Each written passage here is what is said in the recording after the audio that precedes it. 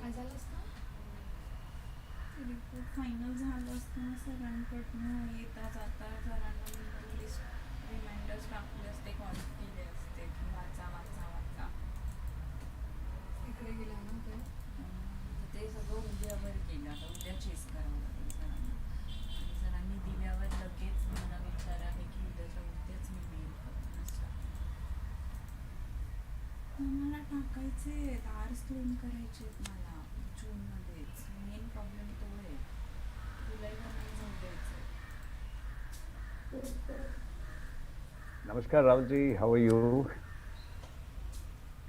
Namaskar ji, namaskar. Namaskar. Yeah, you're always the first to join. Today, we have had some, I don't know, I think it's exceeded 100 as registrations. And so we had to resort to the YouTube. Well, I...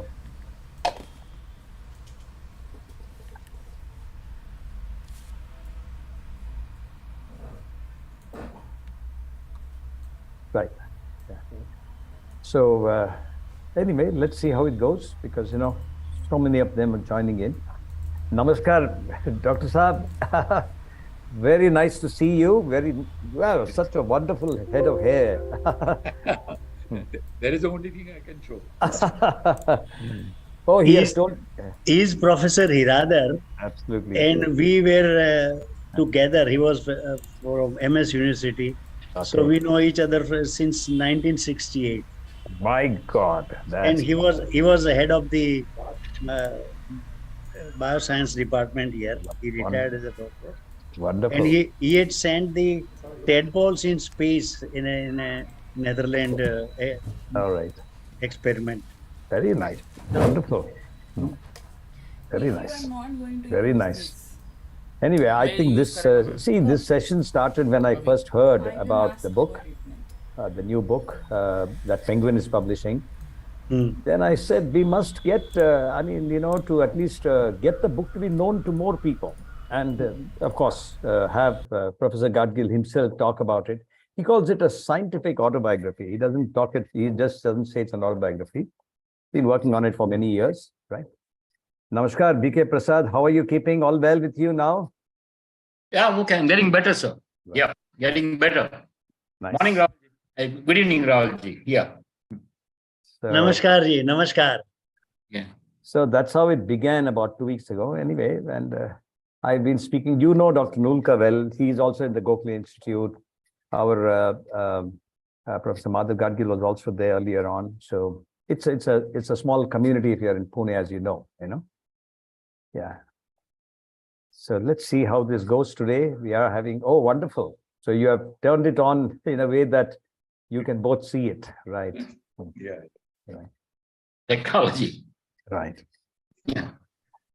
It's amazing that you both know each other now for 55 years, 56 yes, years. More or less. He is tuning me at times. on finer aspects of molecular biology. He is being modest. Don't believe him. I'm sure.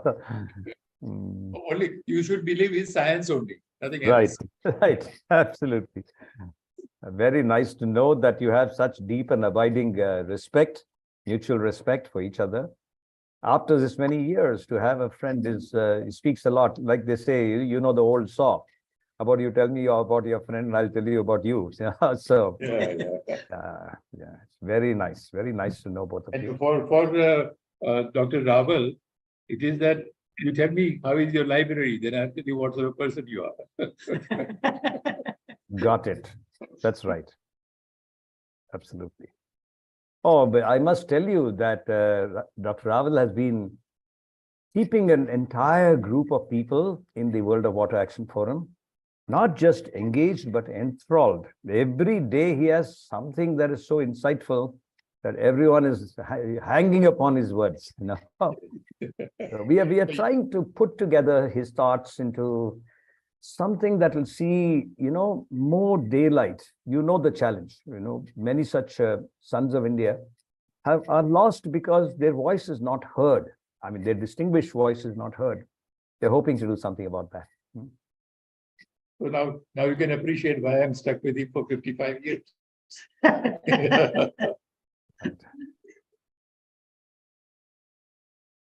Well, Prasad ji आपका काफी दिन के बाद correct. आपसे Yeah, मुलाकात I was not well actually. Not I well. Oh, operation, a surgery for my cervical spondylitis. oh. He went through that. So- He's just out of it. Yeah. I Hope just all well now. You are fine. I'm on the way. Physiotherapy is going on.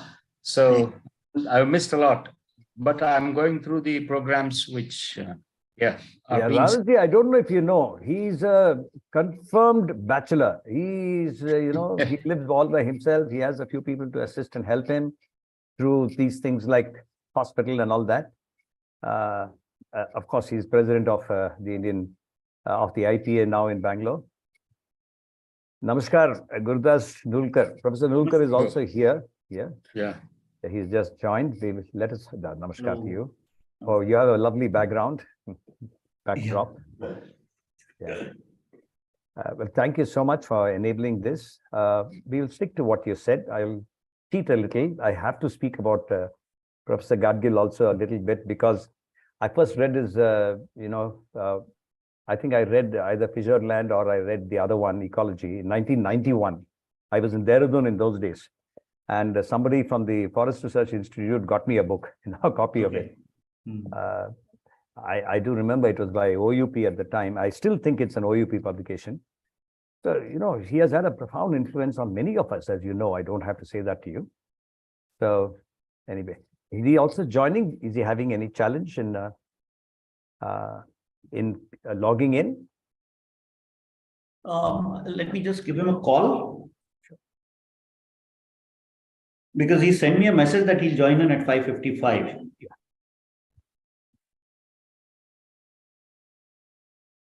Riran, Haji. the plan what we discussed in Pune regarding the training of women plumbers. Correct. Ready. I have all the set of women who want to be trained. I have the place. Oh, I wonderful. have the trainer. We shall talk about it tomorrow and we'll get started right away. Right? Sure. In fact, Sure. he is not here, Vijay Kanda from Hyderabad. He and I were talking about this only maybe 3 days ago. Wonderful that you're saying this. We shall talk tomorrow. Please call me or I will call you in the morning. You are an early riser, I know. Okay. Namaskar, Usha. Nice to have you here today, Usha Kini. Namaskar.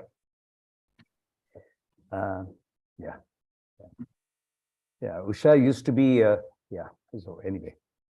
I know all of you know him. Namaste, Namaste. Dr. Hari. Hello, everyone. Nice to see you.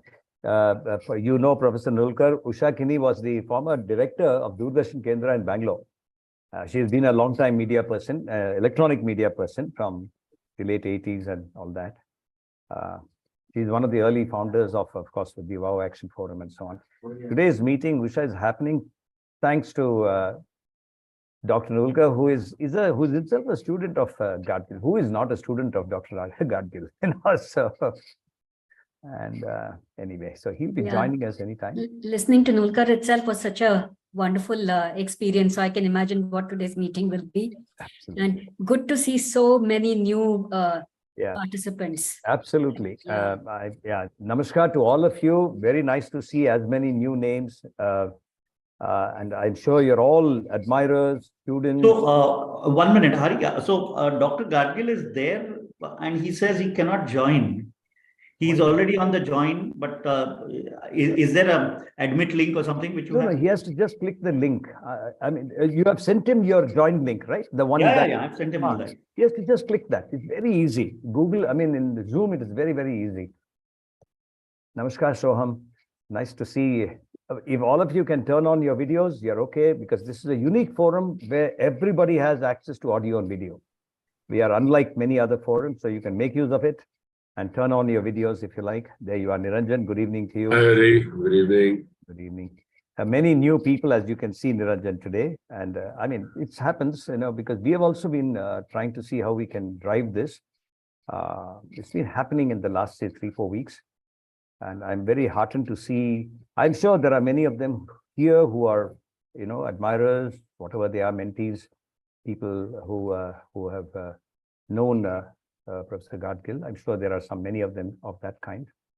Let's wait. 6:01. Yes, Gurudas, you think we should wait? Or should we help him? Hello? Gurudas, we have to, do you want to check with him again, or should we help him with something? No, his line, his is also frozen now, his video. We'll wait a while, we'll wait yeah, we have about 30 odd. We just have to wait for. Good evening, Chandra, nice to have you here. You're back home, looks like, yes. Gurudas, have you been able to reach out? Has he been able to? No, he's himself having trouble, I think. Good evening to all of you, ladies and gentlemen. We shall wait for a couple of minutes. I think Professor Gadgil is he is 81 this year, 1942 born. So he must be having some minor challenge with all these wonderful digital things. Our Professor Gurudas Nulkar is trying to enable that for him. He should be with us anytime. Yeah. Any of you here who has read any of Dr. Gadgil's books? Anyone who wants to unmute and speak while he joins us? I read his book, Fissured Land. The Fissured Land, The Ecological History of India. Yes. That was long ago. Long ago. Must have been that was published, I think, in 1989 first, or maybe a little earlier. He wrote it with Ram Guha at the time. And then later he wrote, Ram Guha writes somewhere that initial book, the feedback that they got was that was enormously depressing, the story of the ecological history of India. And so to give it a greater spin or note of optimism, he discussed it back with Professor Gadgil, and then came the second book called Ecology and Equity. Anyone here, and I'll talk about it formally when he joins us, when the session begins, you must read Ecology and Equity in every forum. Wherever I have gone to speak with students of India in colleges and universities, I tell them that this is one of those books. Nisha Munshi, yes, I see that. The Fissured Land, you're right. That's another book. And Ecology and Equity is one book that you must read. Every Indian, I keep saying, must read. Apart from another book that Ram Guha wrote, where he makes a mention of Professor Gadgil also. I mean, he makes a lovely, very, very long reference to Gadgil. And in that book called How Much Should a Person Consume, Ram, narrates the story of this, what Professor Gadgil later called ecological profligacy. There is Ram Kumar. So, anyone who has read him should be here, and anyone who has not read him must read him, any of his works, including his new autobiography that has come out. Well, we will have to wait for Dr. Nulkar to come back. Gurudas, are you there? Well, we are dependent on him to rescue us because he has to help Professor Gadgil get onto the log. I think he's having some challenge getting. Yeah, there he is calling me. Yes.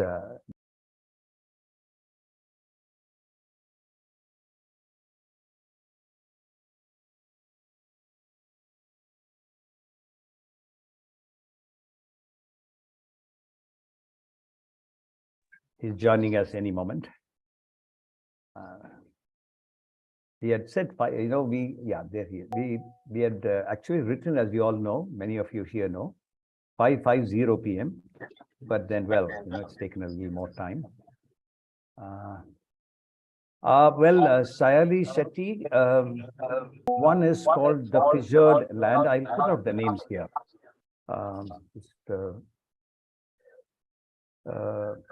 Then the second one is Ecology and Equity. I'm writing it here so that it's easy for all of you. The current book is called, what is it called now? It's called A Walk Up the hill. I'm sure he will explain to us why he called it that. Sayali, you can see the titles there. Any youngster here, I urge you to read all of these books. These books span the last 30 years, from 1989 or 88. And there is Dr. Gurudas Nulkar again. Is he joining us anytime? Namaskar. Yes, hello. Yeah. I will be introducing Dr. Nulkar also to all of you. Let him join. Let Professor Gadgil join us, and then we will. He's already joined, I think. Oh, he has joined us. I don't see him here. He has to turn on his video. Professor Gadgil, are you here? No, he's not. No, he has not joined. Because I spoke to him and he said, yes, he joined. No, I don't see his name unless he has joined in some other name. We have about 60 people who have turned in so far, and there are more to come. Yeah. Well, should we wait? I think we should wait, Gurudas, another minute or so for him to join. Yeah, he's on the phone. Please bear with us. He's a really wonderful person, Professor Gadgil. He must be having some challenge with the digital thing. In fact, he wrote to me twice in the last 2 days saying, I don't want any challenges in either audio or video, etc. He's a very meticulous person, like all. So, Madhav Gadgil has joined, but we cannot see his name. He can hear us, he can hear you, he can hear me, everything. Oh, can he turn on his audio and video? Can you, how do we, which name is he in? Because I'm not seeing him. No, he is in the name of Madhav Gadgil, but we don't see his name in the participants list. Oh, how will that be? It's unlikely, no? Because unless he has registered in the names that you gave him, in Gurudas Nulkar's name. No.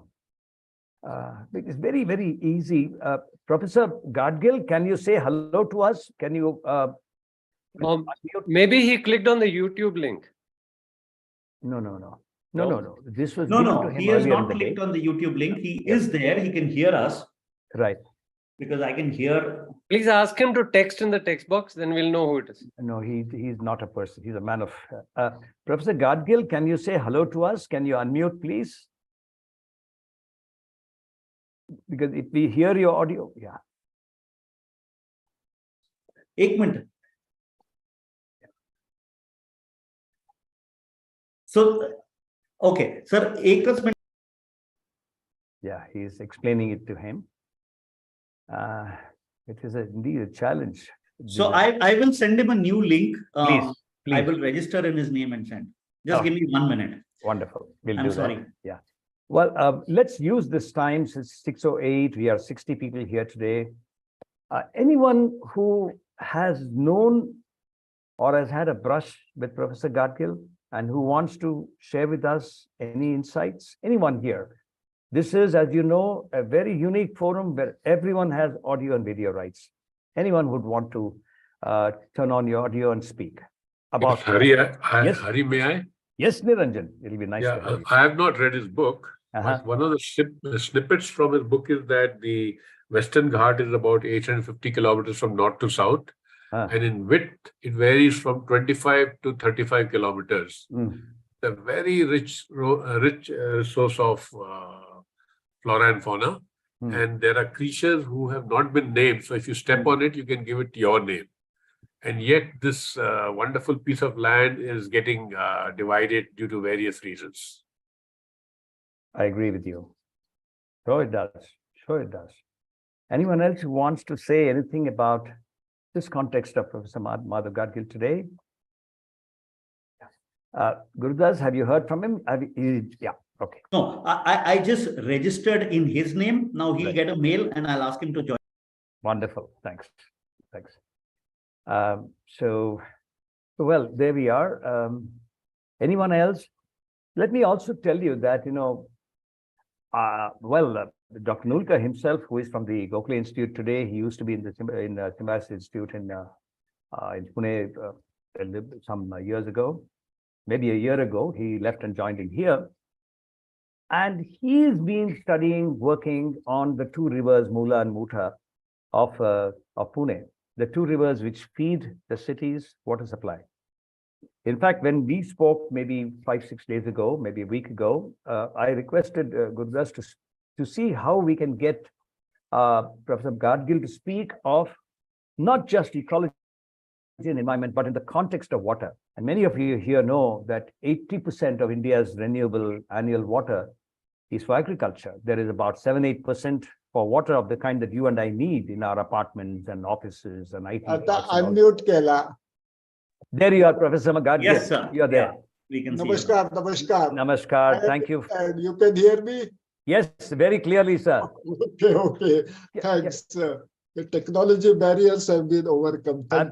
Finally, yes. Can I request you to turn on your video also, sir? There will be a icon at the bottom. If you scroll your mouse on it. Okay, I have said start video. Yeah. Does it work? No. Gurudas, you have to explain to him probably. No, so he is able to start his video, but I don't think we can see him. Right. I have seen that there is some bandwidth problem. You may not see, Okay. but if you hear me, then that I guess should be enough. Okay.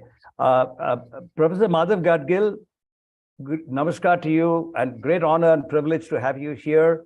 If we have your consent, let's start the meeting. We have about 60 to 70 people here already at the forum. Can we start the meeting, Professor Gadgil? Sure, please. Wonderful. Well, good evening, namaskar to all of you. Good morning or good evening to those of you from India, and good morning or good afternoon to those from Africa, Europe, and from, of course, the United States. Some of you are there, I know, it must be pretty early morning there, 7 a.m. As Pacific time goes. This VOW National Action Forum meeting of the World of Water from Alltech Foundation today brings the father of ecology and environmental thinking in India. He's Pune-based these days, but had Bangalore as his home for several years, as he founded and headed the Center of Ecological Sciences at the Indian Institute of Science. For those who have seen him at that center in those years, in his chappals and utterly informal attire, you'll remember a person like I do, known for his intensity of thought and of purpose. When Professor Gurudas Nulkar, who is himself a student of Professor Gadgil, and I discussed the sequence of this evening's session, we agreed that I will speak a few words only on this thing called the Alltech Foundation, or the Action Forum, the VOW Action Forum, which is today into its 126th edition. For someone who has read every book of his, but then I realized that someone like me who has read him from about 1990, starting with The Fissured Land, as I mentioned to all of you before Professor Gadgil came in, or that other sequel of it, the powerful sequel, which I've read maybe 16, 17 times, called The Ecology and Equity. And there are 3 copies of it, if you won't believe it, right here at home at different places. And it's like the Torah, the holy book for the Jews, where I open any page at any time at random, and I find something as a paragraph which is profoundly insightful and changes something in the way I think about it, even to this day, after maybe 30 years of my first reading this book. So I found it not relevant to talk about what we do at the foundation or at the VOW Action Forum in the presence of a person as inspiring as Professor Gadgil is. Ram Guha, as a historian, you all know him as a historian who wrote those 2 books, The Fissured Land, as well as another one. He writes about, about him in a personal account of sorts, in another title, another book that Ram Guha wrote on his own called How Much Should a Person Consume? And there he talks about not just many of those insights that Ram carried himself of Professor Madhav Gadgil, but also you must read it for another thing. The powerful insights Guha himself, presents of his understanding of what you and I need to be doing as individuals and as leaders in our cities and in our countryside to reverse the tide on the degradation, where Madhav Gadgil's own invention, shall I say, back then 30 years ago in the 90s, these are phrases that caught my imagination when I read him. This scientific autobiography that he calls A Walk Up the Hill has been long in the making, but I shouldn't be speaking about it. Of course, Dr. Nulkar will speak a little about it, as well as Professor Gadgil himself when he makes his presentation. His own science, as he writes elsewhere, has benefited enormously from what he has learned from peasants and pastoralists, and he has sought, therefore, to give back as best he could by working with local communities in crafting sustainable models of resource management. These are his words. I must thank Dr. Nulkar, as I said again, of the Center of Sustainable Development at the Gokhale Institute for enabling this evening's Power National session. Let me also acknowledge the presence of many industry and academia leaders and thinkers who are here to listen to Professor Madhav D. Gadgil. It's an absolute pleasure to host a session like this and to listen to a remarkable son of India. May I now invite Dr. Nulkar, who has assisted Professor Gadgil in this book and so knows it very well, to introduce this legend. We couldn't have someone better than Gurudas himself. And he will invite Professor Gadgil to take the floor after that. To all of you, ladies and gentlemen, and students here, A Walk Up the Hill is a book every one of you here should buy.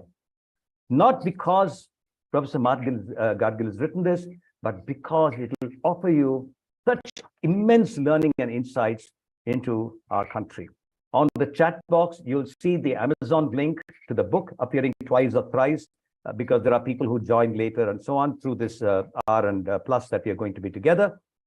You could order online at that link of Amazon that we will be putting up on the chat box. It's a Penguin edition, as some of you know. After Professor Gadgil ends his reflections, we will have a 15-minute or 20-minute Q&A interaction with him, as is customary with every Wow Action Forum meeting. Over to you, Dr. Nulkar. Hari, just a second. Could you please ask the tech side to check if the YouTube feed is working? I got a complaint. Okay. Tej, if you're here, can you just confirm that? Tej and Satish, can you confirm if the YouTube live stream is on? Okay, the video feed is not there. They will sort it out. Okay, you have told them that. Over to you, Dr. Gurudas Nulkar. You have to unmute. Yes. Thank you so much. Yeah, I'm very happy to be introducing the speaker today. And of course, there is nothing that the participants here probably not know of Madhav Gadgil, right? He's all across over the internet. I mean, you can read Wikipedia pages about him, and you can see his page on the Center for Ecological Sciences at IISc, everything. I'm sure everybody knows that he's been awarded the Padma Shri and the Padma Bhushan. He's received one of the highest environmental prizes, which is the Tyler Prize. He's also been awarded the Harvard Centennial Medal by his alma mater, where he did his PhD. But I want to specifically talk about a couple of things which are probably not discussed on the internet, or they are not featuring on the Wikipedia. Yeah. So one of the first things is his seminal role in the formation of the Ministry of Environment. And at that time, it was not the Ministry of Environment and Climate Change as it is known today, but it is the Ministry of Environment and Forest, which he and Professor Kailash Malhotra, the two of them traveled crisscross the entire country by train and wrote down all the annals, what is happening in various parts of the country. You know, for such a mega diverse country like India, there is just no way that somebody can think of what the Ministry of Environment should be doing. But Professor Madhav Gadgil actually wrote down and put down his recommendation on what should be the role of the Ministry of Environment for a mega diverse country of India. What should the tribals do not have a voice in the democracy? What needs to be done by the MOEFCC for that? So this is, I think, one of his most seminal contributions, and of course the later contribution, which is the Western Ghats Expert Committee report, which again we are all aware of.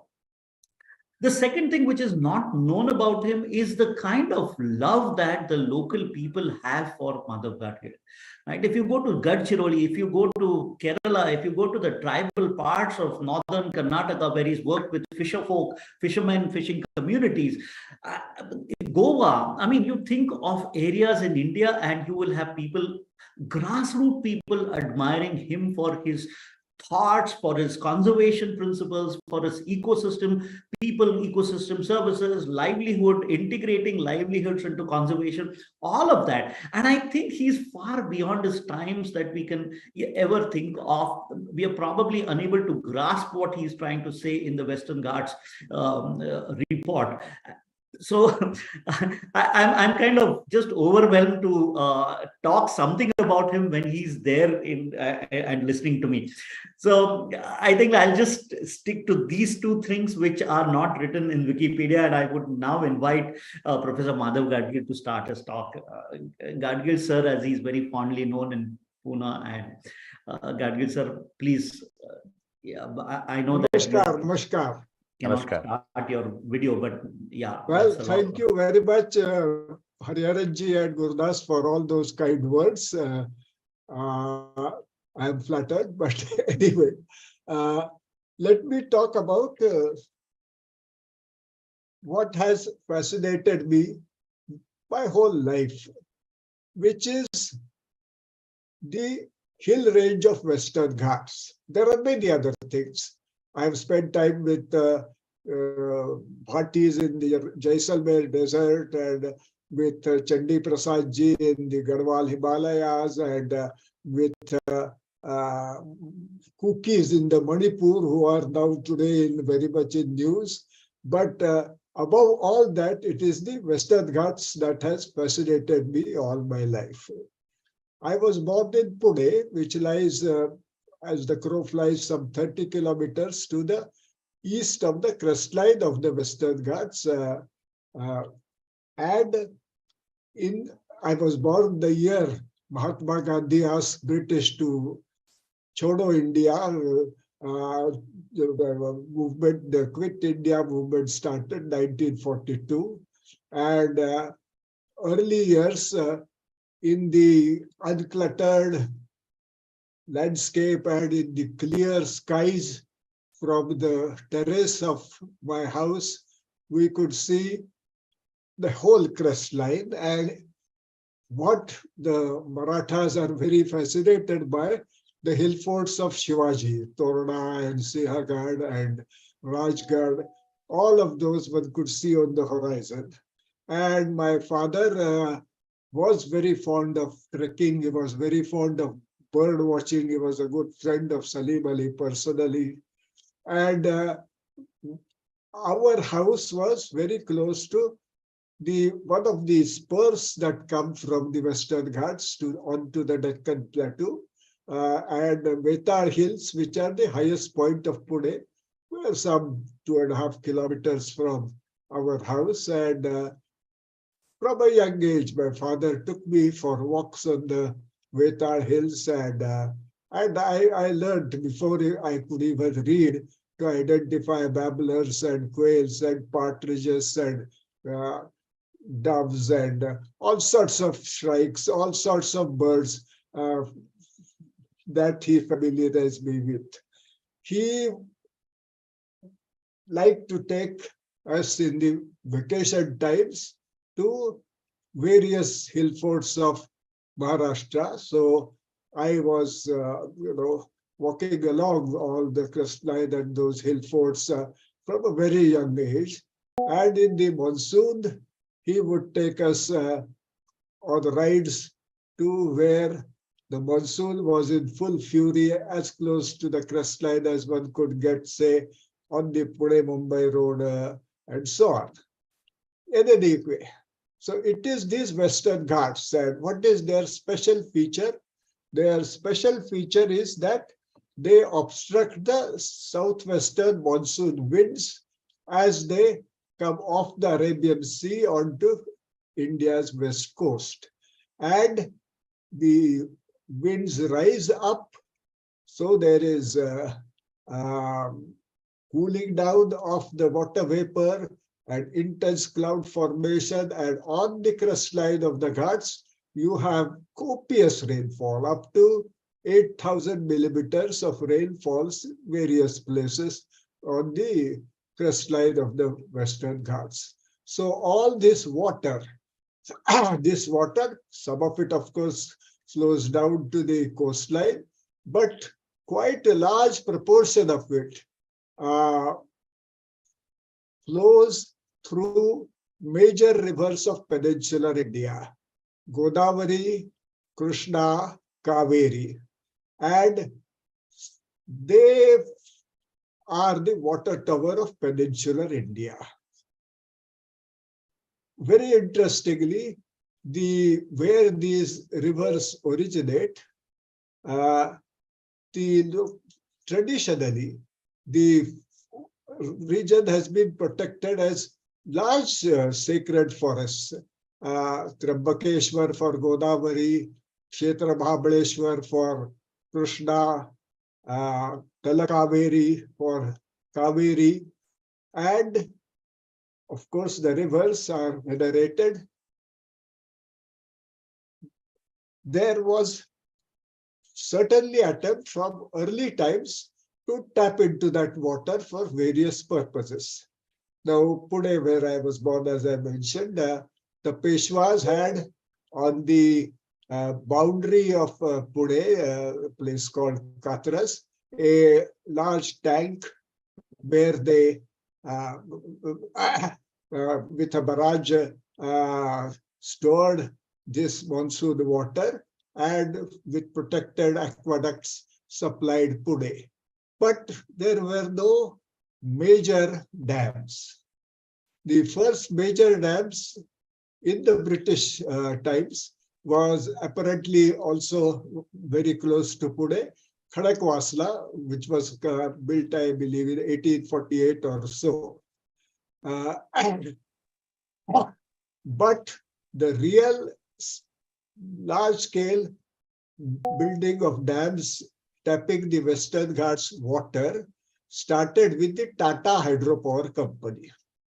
First, they constructed two dams in Lonavala area, Shirota and Walwal.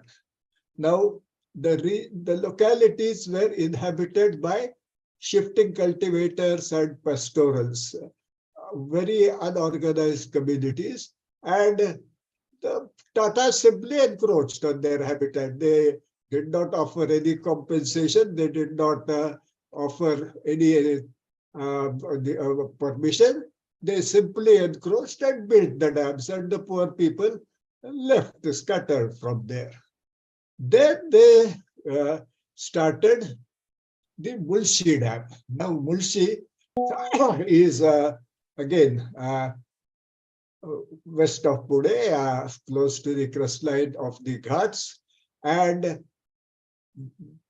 as they were used to in the case of Shirota and Walwal, the engineers of the company, they got into farmers' fields.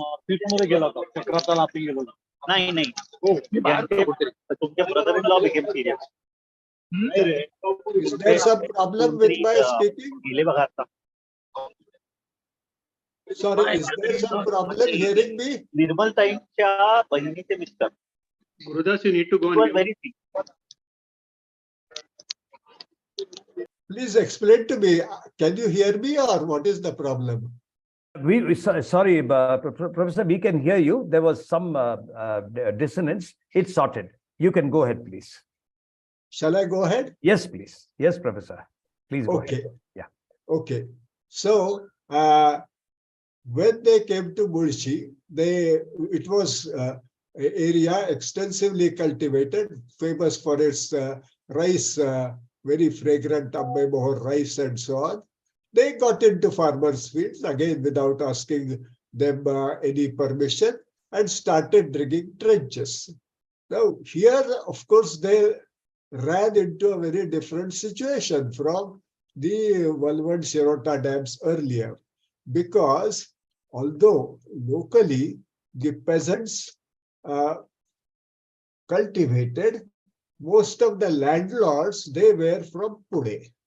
And the land was indeed owned by the Pune followers, many of them, of Lokmanya Tilak, who was dubbed the father of Indian discontent.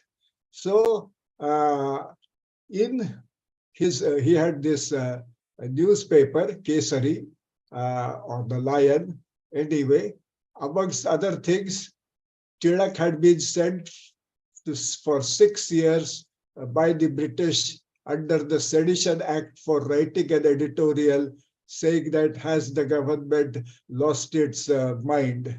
Anyway, so in that office was a young Bapat working as whatever sub-editor or some such, who was a firebrand.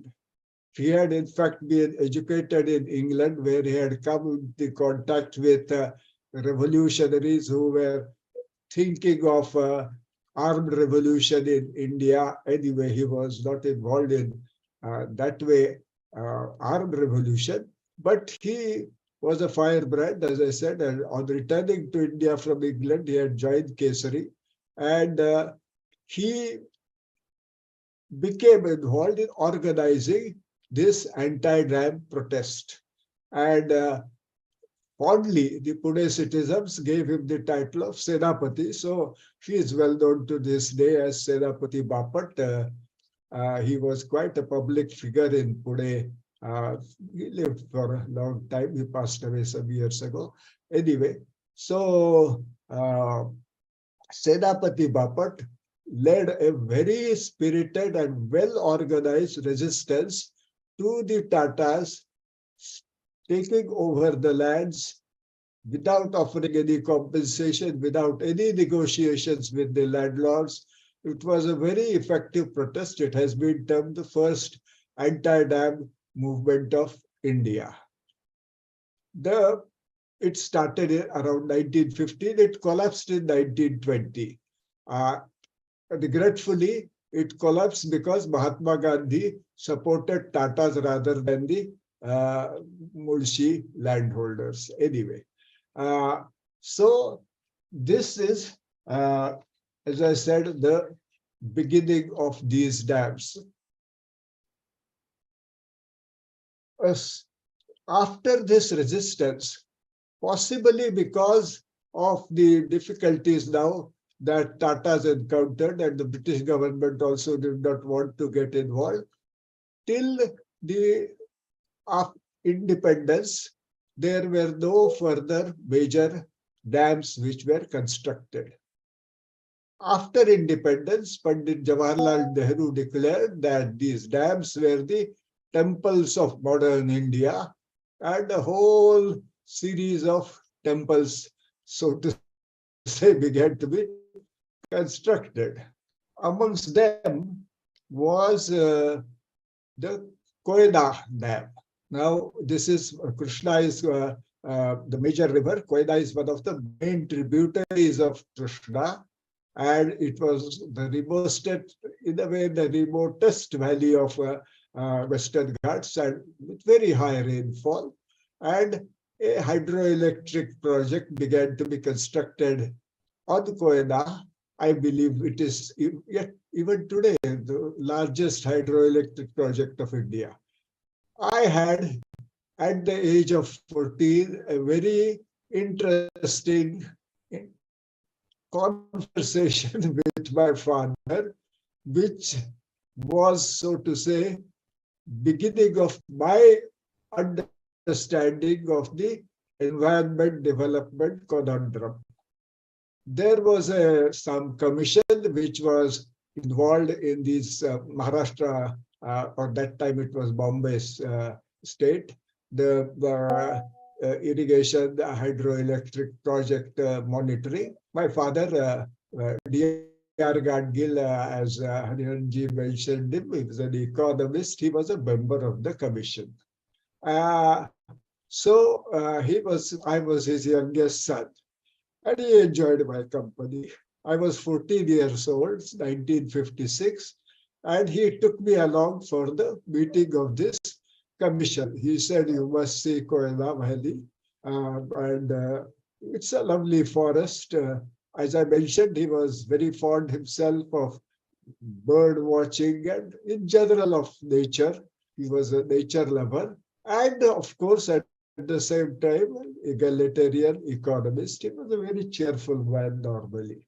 But in 56, as I said, that evening after the full day meeting of the commission, he looked at the dinner time very thoughtful. Indeed, he was obviously distraught. He told me, "Madhav, I really do not know how we should be going ahead today, because certainly we need this electrical power to drive further India's economic development and industrialization, but quite unnecessarily, there is obvious large-scale destruction of forest going on here, which could have been avoided. And more so also, there is this great injustice being done to the local communities, injustice which should never be done. They should be treated well, they should be compensated, they should be rehabilitated. This is not at all being thought of, not at all being attended to. So as I said, I began to think of this environment development issues with this intervention. Interestingly enough now, 1956, you imagine, even today, the refugees from Koyna project have not been rehabilitated. They have not been compensated all these years later. It so happened that, as Gurudas mentioned, I did a lot of field work with my anthropologist friend Kailash Malhotra. Part of that field work involved these pastorals living on the hilltops of Maharashtra, amongst them Koyna. So we visited the various villages of these communities called Gauli Dhadgars on these hilltops, beginning further north from Koyna Valley, but coming up to Koyna Valley. We walked along all the time and we camped with these pastorals. Enjoyed it. That time it was, in a sense, very refreshing to live with them, because they had these enormous earthen jars full of buttermilk, and very good buttermilk which they would offer us, and simple meals but enjoyable stays with them. We asked them, we understand there are many groups in the Koyna Valley which have been affected badly.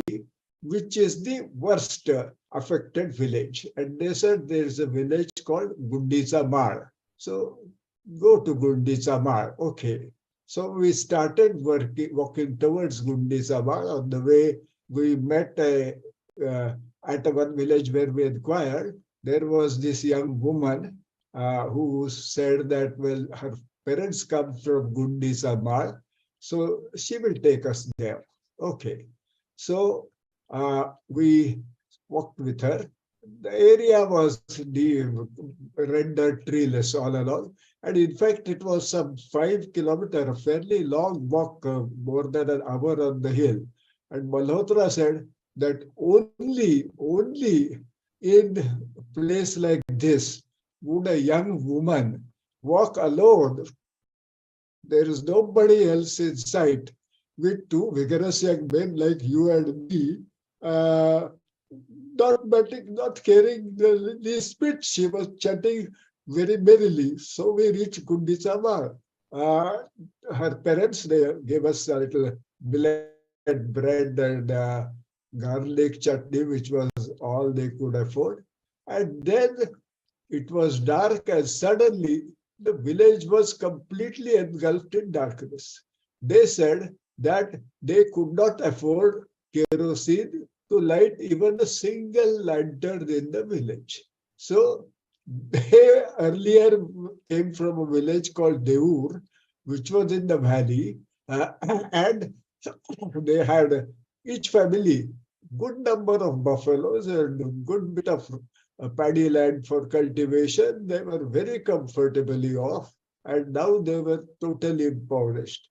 And recently, this field visit was in 1979. As I said, 56 is when their plight had begun. So recently, I have still contacts and friends in this community of Gauli Dhadgars, and one of the leaders of that community, Balasaheb Kolekar, his family still lives on those hill plateaus. I asked him, what is the condition of the people of Gundicha Mar today? he said, in a way, it is even worse, because what has happened is that they're not only been ever given any compensation or any land, but despite acts like Forest Rights Act, they have been given no rights. And today, the Forest Department has become so arrogant that they try to make a little bit of living by growing some ragi millets, on the hills. And when the crop is about to be harvested, Forest Department employees come and completely destroy the crop. Obviously, what is happening today in India is that there is, I do not know whether you would call a thought out drive, but the net impact is very clear. People are driven off from the countryside, and then they become available for the prospering building industry of India. You know that there was this interesting incident after the long 45-day or whatever corona-related stoppage of all movement. They were freed, and people wanted to return to their native places. In Bangalore, it is recorded. The chief minister stopped the trains going out of Karnataka to make sure that they cannot leave and the building industry will no more have the labor. And in an interview, he stated so much that to make sure that the building industry doesn't run into difficulties, he has stopped the trains. So you can see the whole picture of how the Indian society is shaping. Anyway, to come back to the hills, dams, and rivers, so to say,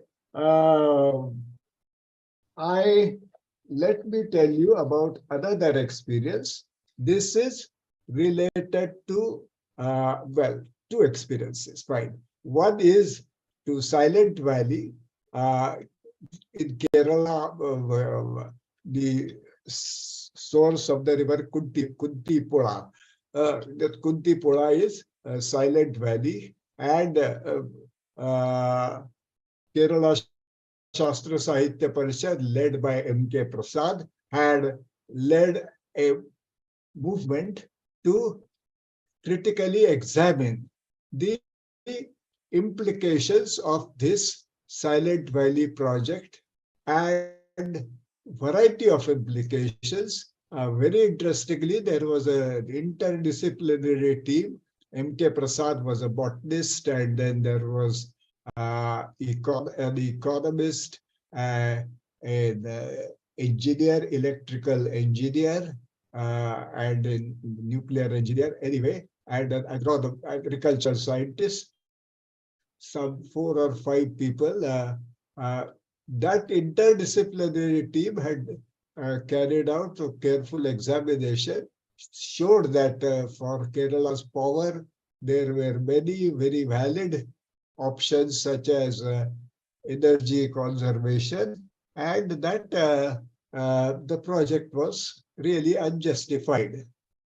There was a tremendous response to this, and I must mention one experience, one of the most remarkable experiences of my life, that the Kerala Shastra Sahitya Parishad held their annual convention in Thrissur, in Thrissur. And there was a public meeting after the day's deliberations of the KSSP. I had become very good friends of KSSP people, so I was with them. Very interestingly, everybody slept on the ground on mats, the leaders and their followers alike.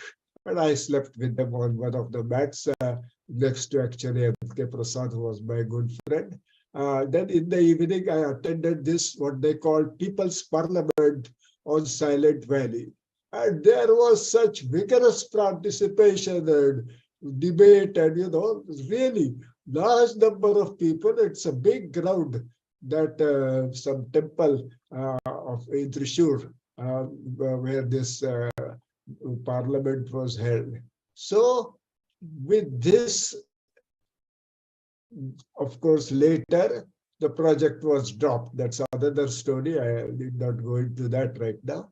But I had become friends, and this was a model before me. In 1979, there was a project taken up on Bedti River. This is one of the rivers on the Karnataka Western Ghats in Uttar Kannada district of Karnataka. I had been working there for many years in connection with a number of other programs, and I was a good friend of the farmers in the Bedti Valley area. I was a member of the Environmental Impact Assessment Committee appointed by the Government of India to look into this project. And we had a meeting. So it's a very interesting experience at the dam site. And a total of 1.5 hours was spent walking around the dam site, and we came back for lunch. One of my fellow members was Mr. Kachua. I remember the name very well. He was an engineer from Rajasthan, which of course doesn't know anything about rainforest or such like. And Mr. Kachua was sitting in front of me, and we were discussing. They were insisting, in fact, that we should give clearance now. We have seen the dam site and there is nothing more. And we did not talk to any people. In fact, the Mysore Power Corporation MD very vehemently stated that these local people are nasty and we should never talk to them. Okay, so this was going on. And Mr. Kachua was wearing a white bush shirt. And suddenly, from the right armpit of his bush shirt, a big blood stain began to appear. So I said, Mr. Kachua, you seem to have suffered a leech bite. He looked at his arm, saw the big blood flow, and fainted actually. Anyway, momentarily, then the attendants picked him up, took him to his room.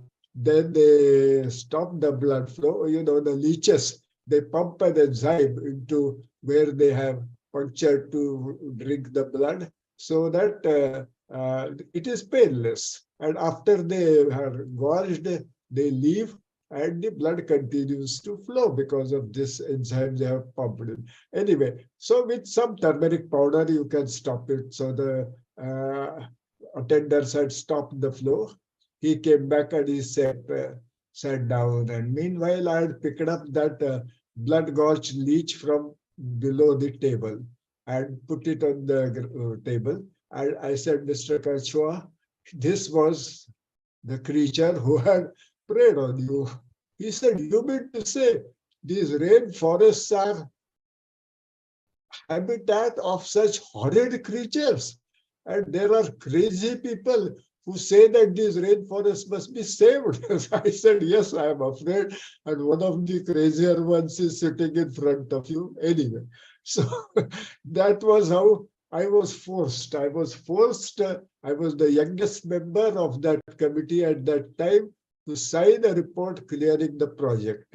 But I was very unhappy and I said, I will not agree to this. And fortunately, we had as director Professor Satish Dhawan, one of the most public-spirited and transparently honest technocrats that there ever was. So I told Satish Dhawan, he was fond of me, that listen, I have had this experience and I am not going to stop here. I am going to undertake an assessment involving the local community and actually doing proper field work, and let me see what happens. So Satish Dhawan said, go ahead. As I said, he was a wonderful leader. Then I contacted the farmers of the Bedti Valley. It so happened that they were actually well organized. They are mostly coconut orchard, pepper vines, cardamom producers. So the spices have good value, and betel nut also, areca nut or betel nut. They have good value. They were prosperous. They were an educated group of people, and they had a very well organized cooperative society in Shirsi. So many of their boys and girls, sons and daughters, were studying in a college called Gandhi College anyway, a college in the Shirsi. And the principal of that college, L.T. Sharma, was a very learned historian who became a good friend of mine. In any case, so there the cooperative society said that any expenses involved we will fund, and the college boys and girls formed a volunteer force to undertake field work, and then full time actually I myself and Kailash Malhotra, I invited him. He very happily joined. So we undertook this participatory assessment. Obviously, the detailed conclusions were that the project was certainly not supportable on environmental grounds, but even on economic grounds, there were problems. I had colleagues from Indian Institute of Management, Bengaluru, good economists and others who helped me in that analysis. So it is not supportable on any grounds. We organized a seminar in Shirsi on this project, and actually Sundarlal Bahugada from Gadwal, and then M.K. Prasad, and several other. Zafar Fateh Ali, Salim Ali's cousin, who was an influential in conservation movement. They all attended. We submitted a report. It so happened, in a way, perhaps fortunate for us, that Ramakrishna Hegde, who was then the Chief Minister of Karnataka, came from the same region and indeed was one of those who had similar areca nut, pepper vine, cardamom orchard as part of his family's occupation. So he was sympathetic towards the rejection of the project. They sent our detailed, very carefully done report to Administrative Staff College at Hyderabad to assess, and they said that no, this report is very sound. Project should be dropped. And the project was dropped. I must mention one incident. The urban nature conservationists are forever supporting Forest Department as one who conserves nature, and it is the local people who destroy nature. Interestingly enough, during the course of our field survey, we came across what was the best patch of rainforest of that region. That had been clear-felled. Project had not been clear. There was no reason to touch anything, but this patch with the most valuable timber, a large patch, had been felled by the corrupt forest department, who wanted to make money from timber. That is all the motivation there was. This was very clear evidence to me of the complicity of the forest department. So let me not take too much more time and come to other experiences which are of interest to others. These are related to the Chalkudi River in Kerala. Now, Chalkudi is a major river in Kerala, as you know. Of course, west flowing, as in Kerala, the rivers originate in Western Ghats and flow to the towards the coast to the west. I was involved with this Western Ghat ecology expert panel, and we were asked to look into a hydroelectric project to be set up on Chalkudi River at Atirappilli. Now, Atirappilli is famous for its spectacular waterfall, and a large number of tourists come to see the waterfall. Now, this the river Chalkudi had already 4 dams upstream, and this was a 5th dam that was being proposed at Atirappilli. Now,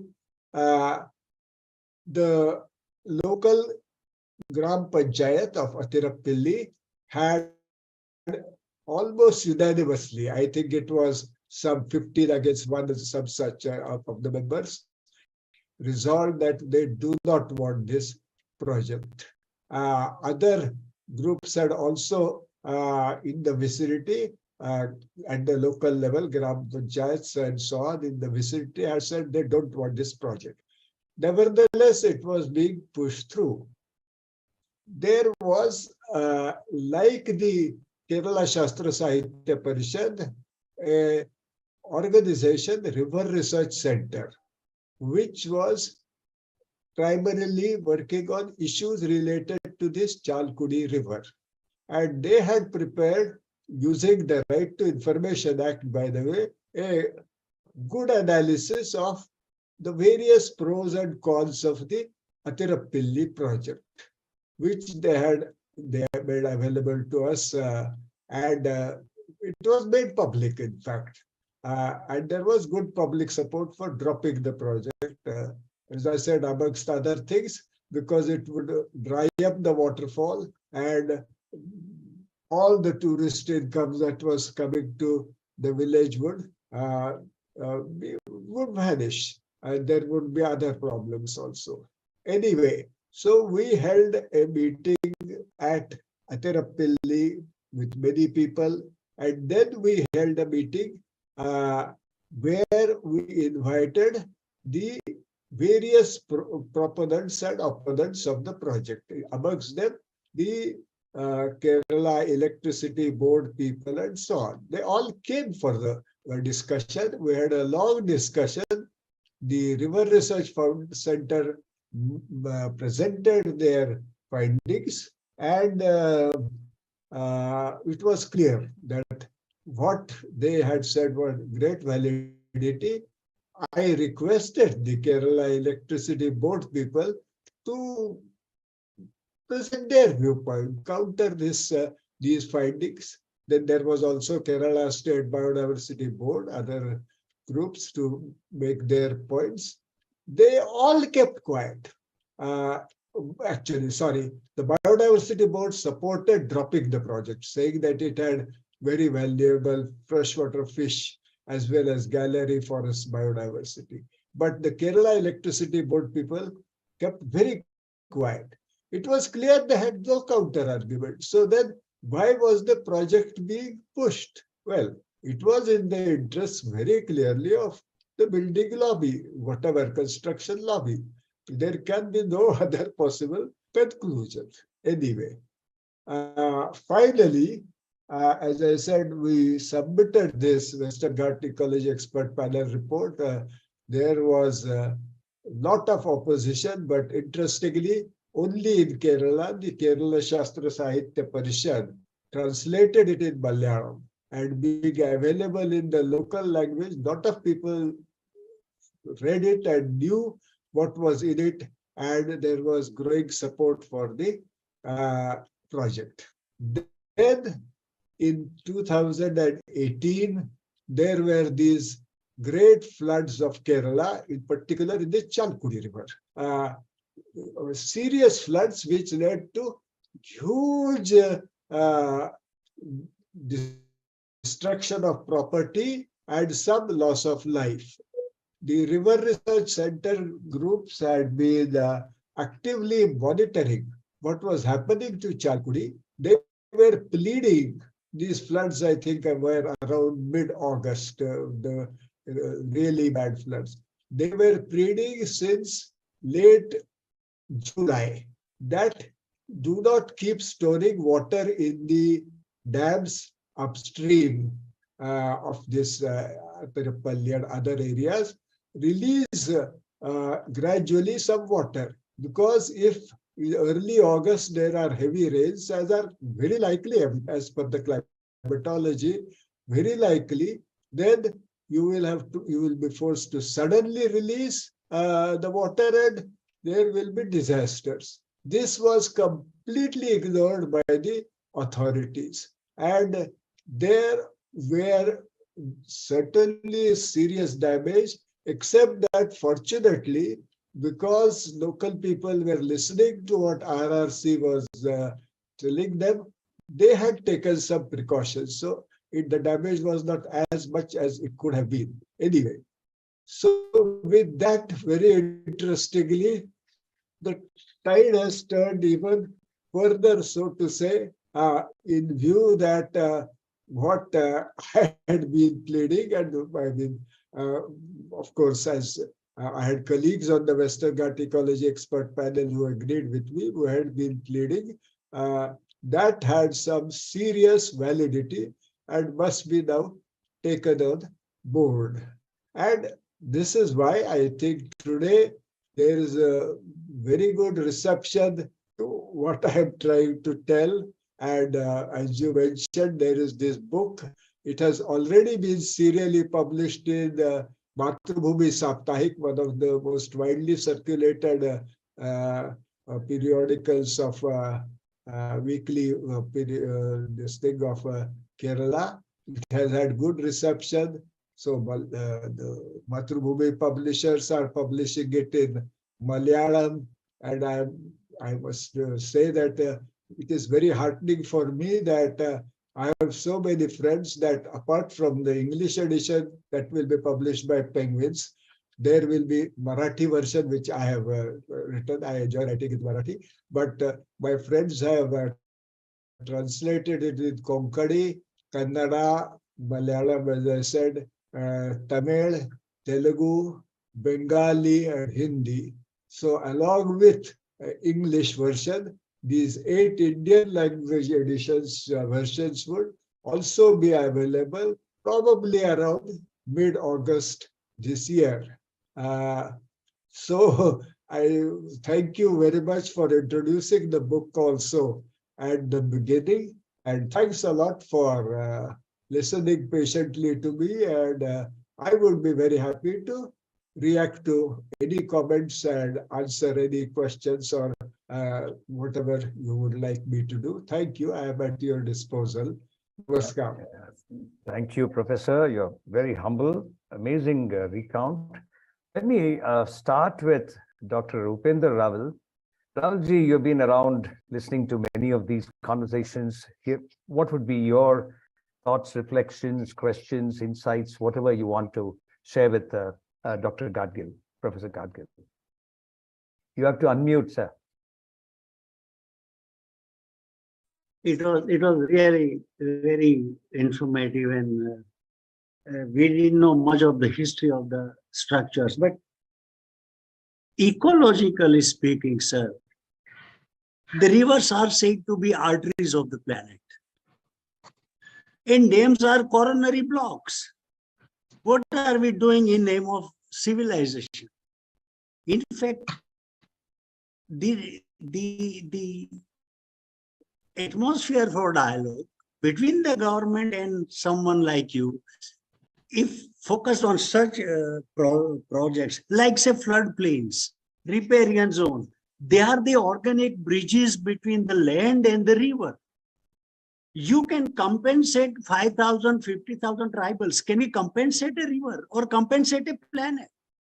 And these are the ecological issues, because I had a dialogue with some friends who were active with Narmada.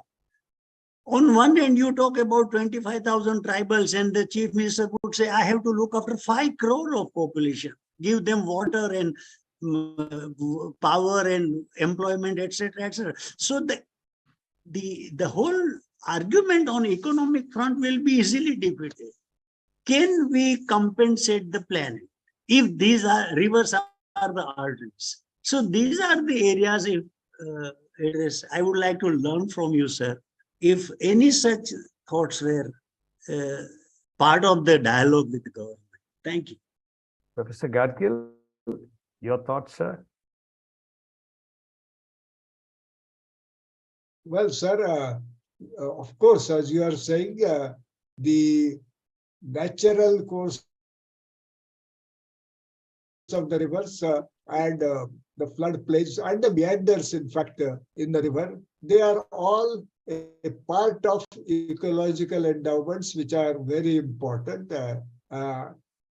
In the eastern part of Maharashtra, Vidarbha, they have been straightening the rivers, saying that that makes whatever, with all sorts of excuses for straightening the rivers. And in the where there were these meanders, these were sort of, as you say, partly floodplains, which had valuable economic which people use. And then there were mango orchards along the meanders. All these are now being destroyed. So the economic argument has very limited reach, as has been pointed out by Stiglitz, one of the leading economists of the world. There is natural capital, there is human capital, there is social capital, and of course there is this man-made capital. All that is being talked about is only man-made capital, and this is wrong. If you take these other capital stocks into account, then you will see much of what is done with the rivers is improper. We should now try to communicate more and more this lesson to people. And as I've written in my book also, and as I have become more and more convinced, in the modern day, with the smartphone reaching everywhere and with the facilities such as this Zoom becoming available to everybody, I have these young boys working with me in Gadchiroli district, old people. Now they can link with other tribals throughout Maharashtra, and they are organizing such meetings, talking to each other, which was never possible. And they now have access to a whole lot of information which they would never have been able to access earlier. More importantly, in their, not Gondi, I'm afraid, as yet, but in Marathi, which they all of them know very well.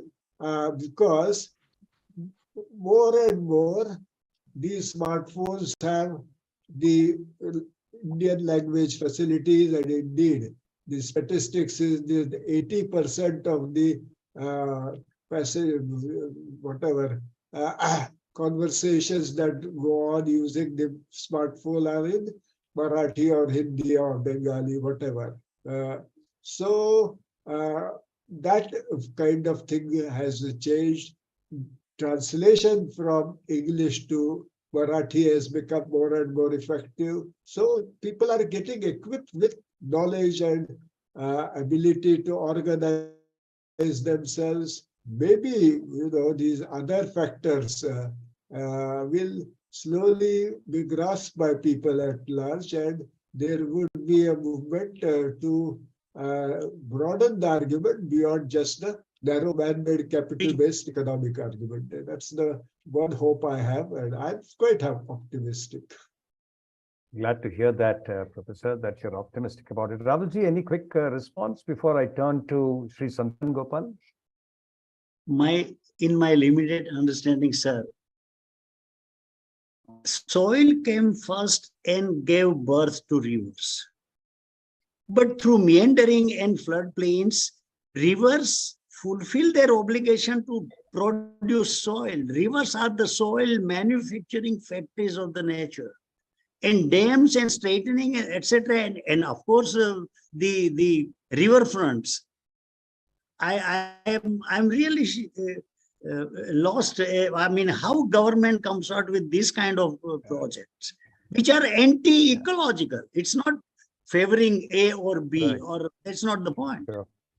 But as you said, even Mahatma Gandhi sort of decided to go with the Tatas 100 years ago, a full 100 years ago. So I think Professor Gadgil has sort of responded to your No, to your insight. he did, but then the Mahatma needs to be reviewed. Yeah, nice.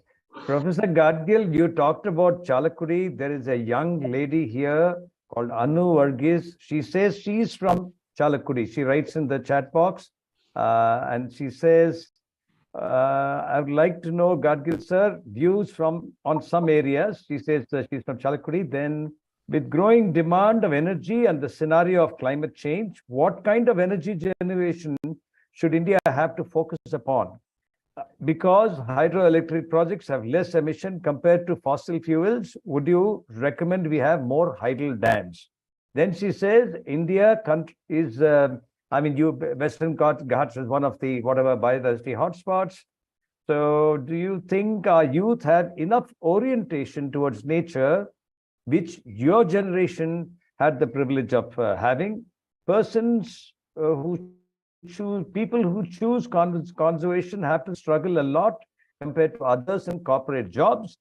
What do you think about these things, sir? This is the question to you, Professor Gadgil. From a lady from Chalakudi. Well, as I said, in India, there are a very large number of livelihoods which are rooted to natural resources. And the statistics, as I understand, is that only about 12% of the employment is in organized sector. 88, whatever the remaining 88% is in unorganized sector. Lot of it is in nature-based occupations, and these are suffering. They would benefit from much of the ecological conservation related activities, and somehow they have to actually get more and more organized and insist on this. To some extent it is happening, but it has to happen to a much larger extent when we will have a really more balanced development and people-centric development. Right. There's one more person, sir, from your own town, from Pune, Shailaja Deshpande, and her question to you is this. When stalwarts like you bring out these aspects of social injustice, rights of rivers, hills and forests, traditional rights, and these are overruled or dismissed by bureaucrats and politicians, what hope do we have for Pune and the stoppage of this work on the riverfront development? Any thoughts on that, sir? Professor Gadgil? Sorry, I didn't catch the last. No, she wants to know, with all these things that you have done and which governments and bureaucrats have not listened to, is there hope that we can stop the riverfront development in Pune? Okay, let me respond. Now, certainly there are very serious issues with the way the riverfront development is going on in Pune. I had very recently been invited to the Civil Engineering Department of Pune Engineering College, which is one of the very good engineering colleges, and I talked about some of these issues.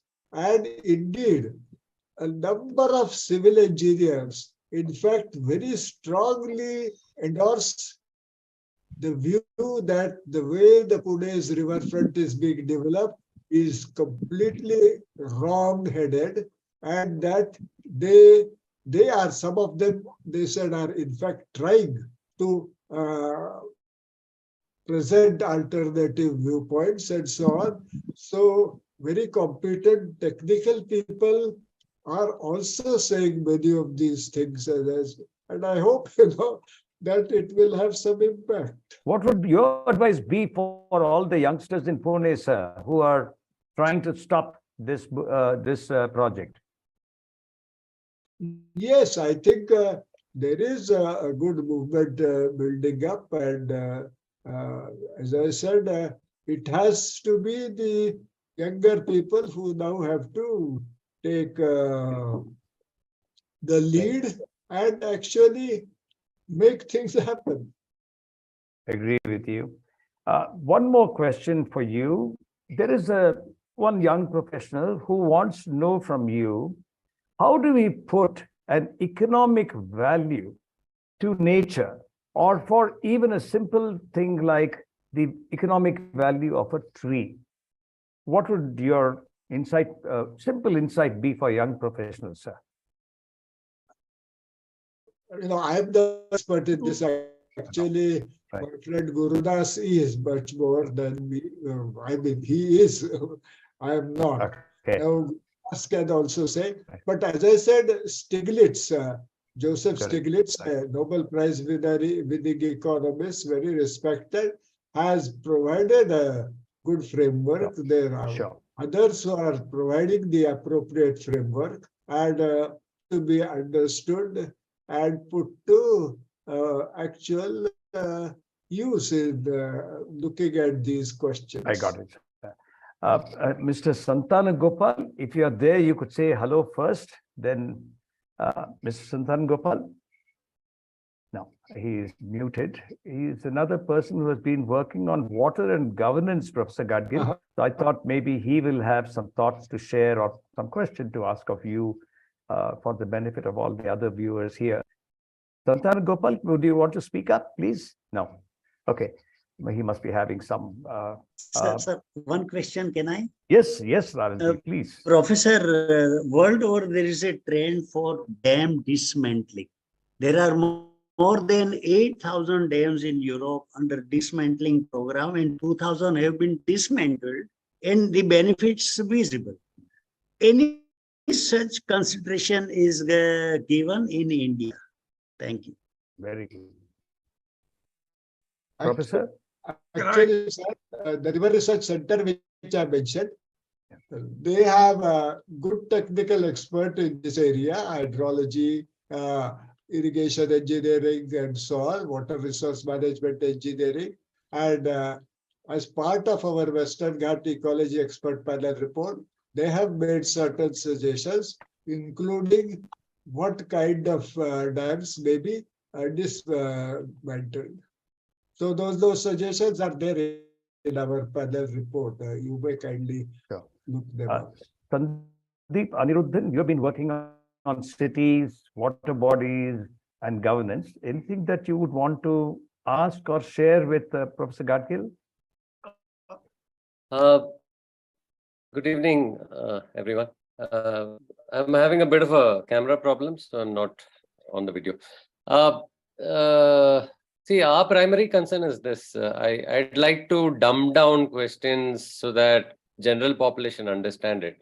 You look at every report of IPCC, it seems to be heading in the direction of a mass extinction.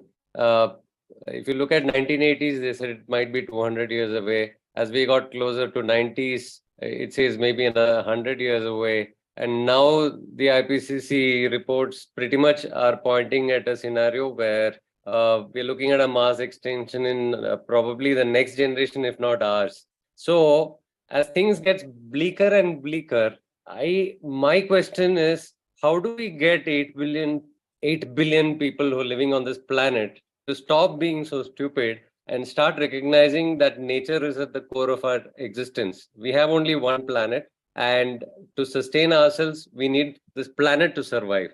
And for that, we need governments across the planet, like how they responded so suddenly to COVID and came together to have mass lockdowns.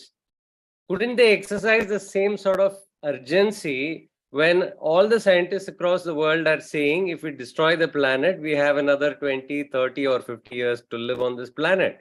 How do we course correct? And can we have nature at the core of governance? and have nature-centric policies, have nature-centric sustainable development plans, sustainable plans for everything. Every department should be headed by an ecologist today if you're talking of an imminent collapse of the planet 20, 30 or 50 years away. Why is that not happening? That is my question. Professor Gadgil? Yeah, my response is the following, that people who are involved in natural resource-based livelihoods, whose health also depends on healthy environment, healthy natural setting around them. In India, that's actually a majority of the population. They are today being suppressed. And as and when, hopefully, we are a democracy, no doubt, and it is a democracy which is certainly, after all these years, 75 years, still very much alive and kicking. These people have to have more and more their voice heard. There are provisions, the 73rd and 74th amendments, which give a lot of voice to the Gram Panchayats, to the Nagar Palikas, Mahanagar Palikas. All this is not being actually operationalized, and they must insist on get involved and operationalize. Then in our country, there are good possibilities. As to other countries, for example, I have many good friends in Sweden and Norway, and because they're very interested in environmental issues, I have often spent time with them. There, they are in fact very much recognizing value of natural resources and attempting seriously to take care of them. So there are, these various examples. Hopefully, this will spread. But at the same time, I mean, there are other very strong economic forces. One of the most significant economic activity, as I understand, is war and arms trade and so on, and which destroys nature. Others are cosmetics and the whole glamour business. And you watch TV anytime, and great people like our whole lot of actors, they are all the time promoting this glamour and whole wastage of resources to be devoted to glamour. So all these things are going on, and I do not know how things will achieve some kind of balance. It is very difficult to see. And in any case, as I said, as far as our country is concerned, I believe our duty is to try to actually ensure that democracy becomes genuinely operational, and the vast proportion of our people who are whose livelihoods are based on natural resources, their hands are strengthened. I think that is what we can focus on. We cannot do anything about Amitabh Bachchan, as I said. I enjoy seeing his movies, but him continually, giving advertisements which will certainly go against any of this, or as all these war machines which are in operation all over the world. So there are all these forces. I have no way to say how all this will end up. But I think in India, which I have tried to do, the thing that we can do is to strengthen the hands of our majority whose livelihoods are based on natural resources. To all of you, I must say, and I'm sure you'll agree with me, that two things emerge very clearly with every single response that Professor Gadgil is offering you all. One is, he keeps saying, don't ask, go and do it. go back out there on the ground, fight it with action and raise your voice. The second thing is, I'm seeing that he will speak candidly, forthrightly, just about everybody. He just doesn't hold back, whether it's the Tatas or Amitabh Bachchan, he has no challenge on speaking his mind. Sri Santan Gopal, can I request you to unmute and say, yes, there you are. You have been doing tremendous amount of very, very inspiring work on water and governance across districts and the countryside. What would your insights or questions be to Professor Gadgil? Well, I fully agree with Gadgil Saab. But the point is that in my lifetime, I want to see some change, right? It's very crucial for me. So therefore, I want to ask you this way, Gadgil Saab. Medha Patkar did the struggle in Narmada. I was very involved with them, and there's that, and Himanshu. All of us tried to come up with a counter document, if not a plan A, which the government was aggressively pushing, a plan B, which could reduce dramatically the pain people will have and planet could have, right? What do you think about that? The attendant question comes into me is that you talked about civil engineers. I think the important area to intervene, apart from economics, etc., which is a totally a different thing, is civil engineering, because that is where the clash between their ways of looking at things and our ways of understanding it is possible to have a via media. So my plea to you is, well, I'm all fully agree with you, but I damn want to do something in my life. Thank you. Professor Gadgil? Sorry. As I was saying, the civil engineers very patiently listened to my talk, and at the end, they came up with interjections which actually supported what I was saying. It is not that, these people will not see the merit and will not agree and will not back you. I think there is a whole lot of people in very different walks of life who have not understood, who have not seen many of the points that I have, for example, been trying to make. I have not been able to communicate to them. That is true, perhaps. I mean, it is impossible, of course, for one person to manage that. But I do not write off any group of people. What hopefully will happen is that more and more people will realize what is going on. Beyond that, I have very good friends who actually are inclined towards my point of view. Amongst them are property developers and real estate agents also. But hopefully the whole society has to agree. I mean, to say that ecologists should head that and ecologists should do that is, I think, futile. It is all sections of the society. Of course, the farmers and the fisher folk and the shepherds should also be on board, but also the engineers and the IT professionals, they also have to be on board. I hope that one of the slowly we might move in this direction. Sri Gopal, any quick response before I go to Mr. Ramkumar?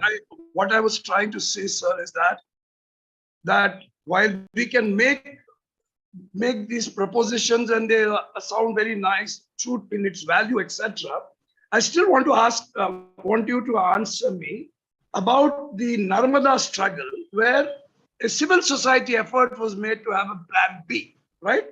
Which does not solve the problem but reduces the pain. What is the value that you see in such an effort? Because that is frontiering the science and trying to get moving further.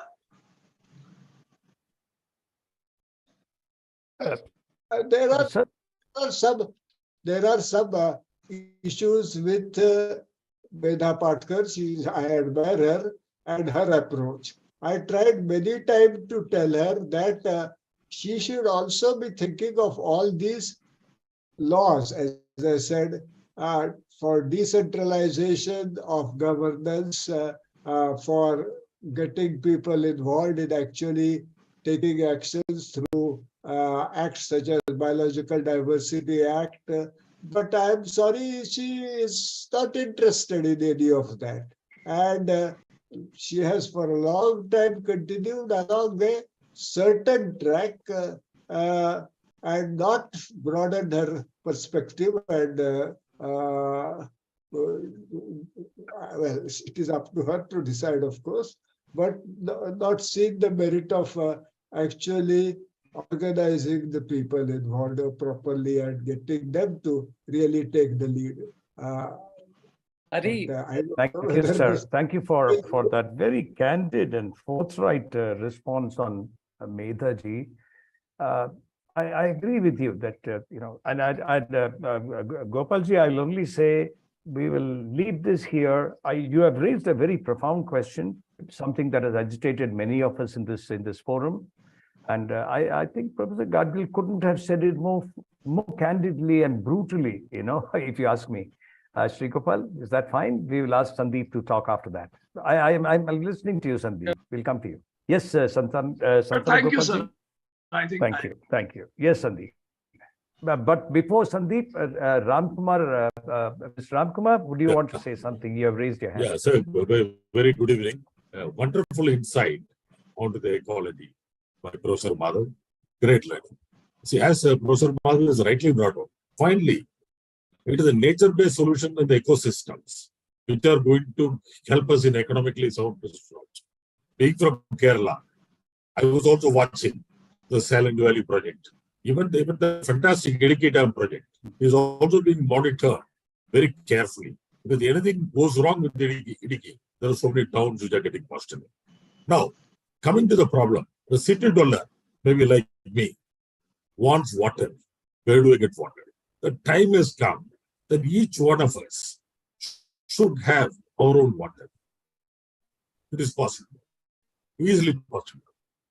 A city dweller, only one more point, city dweller, maybe consume 150 liters per day. That is the average. But if you find out, if you apportion the water consumed, which is agriculture and other things onto the city dweller, it is going to go to 300 to 350 liters per day. Indirectly. We are now telling agriculture is having about 80% water, but city dweller is a culprit. So to a visible change in the attitude of the city dweller and the decision maker, that we should go for nature-based solutions. The nature is giving us enough to have our own water. And the importance of dams presently slowly is fading away. There are, to my memory, there is no major dams becoming. It needs to be very carefully done. So nature-based solutions lead the way. And thanks to Professor Madhav. Professor Gadgil? I couldn't agree more. I think objective facts and good data is the lifeblood of any progressive action, is necessary for any progressive action. And fortunately, although the government is continually involved in obfuscating, let me just give you one example. In response to our Western Ghat panel, there was this Kasturi Rangan committee. He was a good friend of mine. Anyway, how I do not know how he was motivated to write the kind of report he did, but he actually deliberately misled people about the database of our report, although it was very clear what the database was, and made all sorts of claims. And he never made public any of his data, whereas we had made public all of our data from the word go. But now there are other media. There is Internet Archives, and good data can be deposited on Internet Archives. And then there are possibilities of data management programs which are progressive, and I have friends who are working on that. And on the GitHub site, you can upload these programs. People can use them. Now, all sorts of endless possibilities are opening up. The government has, in fact, taken off our report from its website, but it is available for people to read because there are these alternatives. So, while the government may try to suppress information and data, since today people have access to these other sources, what we can do is to continually build good data using these facilities, and that is possible. Right. Back to Sandeep, you wanted to make a brief mention. Yes, please. This is a rejoinder to my last question. I totally buy the argument that subsidiarity and local movements is what is the future. Therefore, I'd like to also share that we work on a lot of movements that are trying to, strengthen local self-government. We are fighting continuously with the Bangalore administration to ensure that the ward committees are functioning. That's the backbone of the 74th Amendment. Similarly, we are also trying to ensure that the city government is devolved as per 74th Amendment. But the challenges we face are different. We can have these, but we can only ask for what legislation offers. So every fight that we fight, we typically hang on to good legislation. We try to use continued pressure, and we also try to use the courts. Now, the challenge I was highlighting was different because Madhav Gadgilji, you are somebody of great national stature and international. Now, we'd like some push from the top down also that will help us. I mean, these are fig leaves we hold on to, and we amplify our campaigns. I got that. Yeah, one second, let me finish.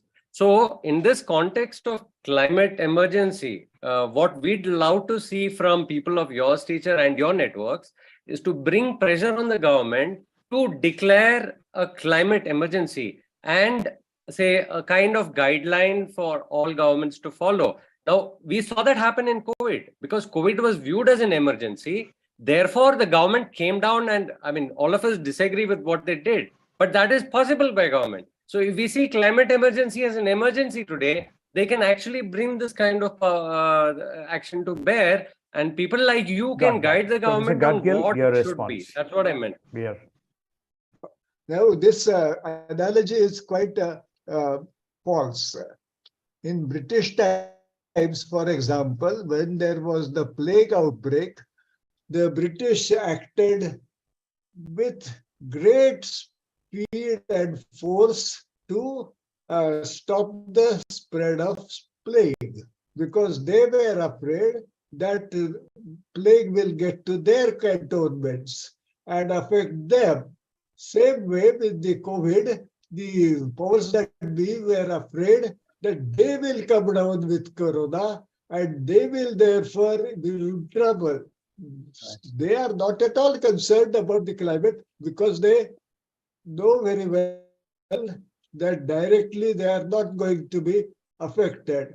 Even in Delhi, which has all this awful weather, they have their own air-conditioned residences and air-conditioned cars and everything else, and they are safe. So these are, your analogy, I'm sorry, is completely invalid. But is mass extinction not something everybody has to worry about? Sandeep, this is the larger question, and we are close to 100 minutes. We should leave it there. I shall turn to only one more person for only 60 seconds out of deference for all the wonderful work he has done in the last 30, 40 years, A.R. Shivkumar. Do you have anything to offer, Shivkumar, to share? Yes. Thank you, Hari. Professor Madhav Gadgil, thank you, sir. I am Shivkumar from KSCST. We had worked together in the Indian Institute of Science. I am very happy that today we had an opportunity to exchange a lot of such kind of insights. And one point I would like to raise, which Professor Madhav Gadgil has strongly recommended earlier. This Devarakadu, the sacred groves, the sacred river, the sacred waters. Unfortunately, the respect for all these natural resources has gone. Can we do something to see that the younger generation get into this? You see, unfortunately, all these things have been looked into a commercial value, economics, and a bigger projects and all that. Can we see that Hari is also part of that, educating from the younger to see that these people value such kind of natural gifts? This is from my side. You know, I mean, we'll certainly invite Professor Gadgil to respond to that. But I think he's again and again told us today, this evening, and his writings also suggest that in even recent times, that finally it is communities, people in a democracy, he said it twice today, who have to raise their voice, who have to persist, who have to insist. And they, you know, it's like water. I mean, to take a metaphor, which is possibly to take water and a rock, we have to keep working at it before rock yields. And it's not easy. I think Professor Gadgil has sent that message repeatedly today. You are saying the same thing. You are yourself a giant in many ways. You have inspired thousands of people with the work you have done, Shiv Kumar. I mean, for over the 30 years that you and I have known each other, we have also seen so many things that have happened. It's, I'll go back to Dr. Nulkar. Gurudas, thank you so much first for, you know, getting your mentor to have joined us today and to have shared these wonderful moments with us. Of course, who are we to wish success for this book? And he says it's been done in 8 languages. I must go back to Matsubhumi, you know, and see what the Saptahik is writing in Malayalam. And I'm sure, you know, the one in Marathi will be a wonderful reflection of his own thoughts, because he thinks in Marathi as you do also, Gurudas.